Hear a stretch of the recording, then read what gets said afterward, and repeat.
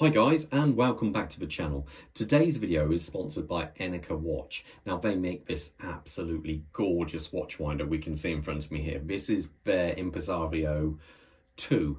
Now this is the base model. This is the smallest one they do, a twin watch winder, and it is absolutely gorgeous. Now I've reviewed a couple of watch winders, and to be fair, yeah, they do a job.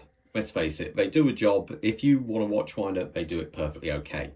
But they're nothing more than small square boxes. This thing here is absolutely beautiful.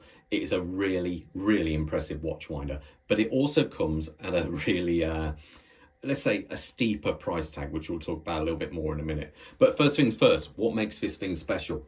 Now, as you can see, very nice looking unit. It's got this beautiful veneer going on all the way around it here. But as you may have noticed, there's a green illuminated button on the side here. Now this is one of its tricks straight away. This, what we have here, is a fingerprint recognition button. So to open this unit, you press this and it opens automatically. Now, what this can do is store 5 different fingerprints on there. So it's a bit more kind of, I wouldn't say it's going to stop a thief, definitely not, as you can just pick the thing up or, you know, forcefully pry the door open. But what it does do, it stops if you have children in your house and you've got your watches on show and you don't want them picking them up and doing whatever. So it stops things like that. I think it's a really clever idea. Now you may say, what happens if there's no power to it? Will the fingerprint recognition system still work? Yes, because it has a built-in battery which keeps that part charged up. But then when we open it, and as you can see, it is very, very nice and soft inside. It looks really and feels very nice. Controls wise, we touch this touchscreen down here, and you've got all these different controls in front of you. So starting over here, we have an LED light. So what we can do, press that and it's illuminated. If I turn this bench light off for a second, if I press that again, you can see how it illuminates the air. Do you need that function? Of course you don't, but it looks very cool. If you're one of these people, you have a watch winder in sight, then it can be lit up and it becomes a bit of a feature. Because let's face it, this is a talking point, this watch winder, definitely. Now, next set of controls, line. This enables you to control these independent to each other. One could be spinning one way, one can spin the other way. Now, you may say, what is the point of that? Well, these watches we have here, we have a 31 caliber Rolex there, and we have Breitling's, I can't remember what Breitling call it, but basically it's an ETA 2824 chronometer spec. Now, these are bidirectional winding watches, so if they spin one way or the other, they will still wind the watch up.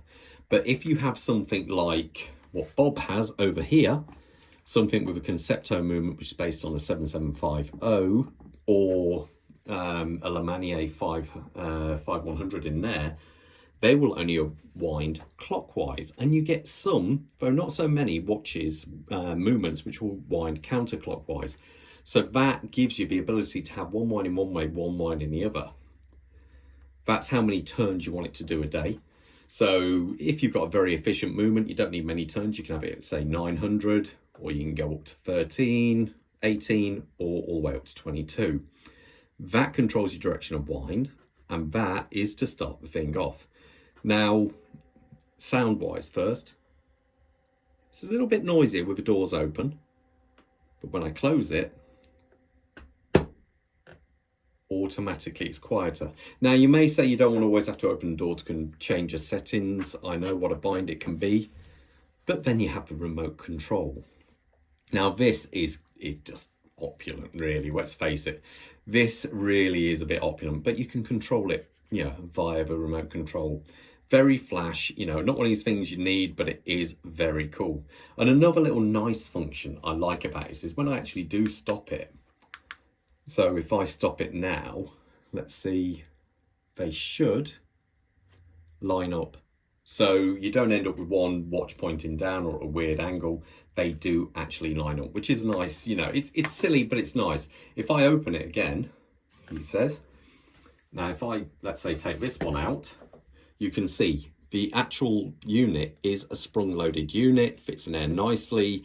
This section in here is supposed to have a magnetic shield, so you can't get any magnetism on the watch. And when you push them in, you hear a proper click. So there you go. The actual unit itself, let's start that going. The actual unit itself weighs almost 6 kilos. It is a real beast. Now, those pockets in there, if you've got a very small lady's dress watch or something like that, which won't fit in there, even though they contract and expand, you can use these soft, spongy ones to fit in there as well. Albeit they don't look quite as good, but it still enables you to do that. Now, it is mains operated. So you've got a mains cable on there, and the battery backup is only for the touch sensor on the side. So it's not the kind of thing you can move around, but let's face it, this is a kind of, it's a piece of furniture, and this will go somewhere and stay there. So overall, I think it is stunning. Sizes of this are 14 inches tall, which is about 36 centimeters, and a square footprint of 8 inches, which works out to around about 20 centimeters.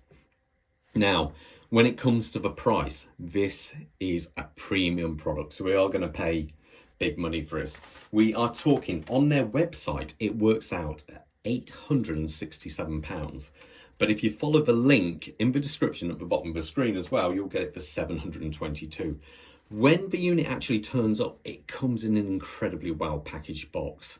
You're not going to have any fear of damage to the actual unit, I would say. Even comes with reinforced plastic corners on the box. Overall, I think it's pretty cool. Now, for those who can't get past that price point, what you have to remember, if you go to, say, Wolf watches, their most common watch winder, I'd say, over here in the UK, their cheapest double watch winder, the Cub, I believe comes in at just under £700. And to be fair, it's a perfectly okay small square box. This is furniture.